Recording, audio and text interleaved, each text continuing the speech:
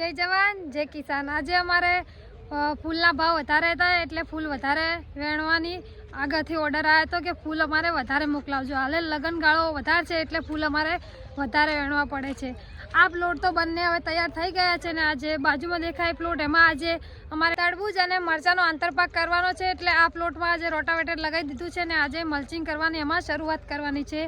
અને આ દેખાય છે એમાં ચોળી અને મરચાં અને કોબીજનો આંતરપાક છે જેમાં અમે ગ્રો કવર લગાવેલું હતું એમાં બધું આજે કાઢી નાખીને બધા ગોળ દડા બાણી નાખ્યા છે જે બધું આજે ઘેર લઈ જવાનું છે। જે ટીટી અને મરચાં આંતરપાક ઘરે વાવ્યું છે એમાં અમારે માથે લગાવવાનું છે। જનાવર ને પક્ષી બહુ હેરાન કરે છે એટલે માથે થોડા દિવસ માટે ગ્રો કવર એના માટે અમે મૂકી દઈશું।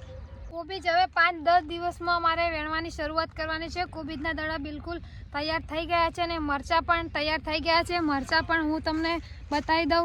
આ છે અમારો ચોળે ને મરચાંનો આંતરપાક જેમાં મરચાં બીજો રાઉન્ડ વેણવાની તૈયારી થઈ ગઈ છે। ફૂલ બધા ઝાડ ઉપર મરચાં લાગી ગયા છે। પહેલો રાઉન્ડ તો મરચાં 45 રૂપિયા કિલો ગયો છે, હાલ તો 50-55 અમારે થઈ ગયા છે। તો મરચાં અને કોબીજનો ઉત્પાદન મળવાનું શરૂ થઈ ગયું છે ને હવે ખાલી ચોળી એકલી બાકી રહી છે। તો આવી રીતે આપણે આઉટ સિઝનમાં ગમે તે પાક વાવીએ તો ભાવ સારા મળે અને આપણને પણ આપણી આવક સારી મળે। તો આવી રીતે તમે પણ તમારે સિઝન કરતાં પહેલાં વાવો ને તમારી આવક બમણી કરો। જય જવાન જય કિસાન।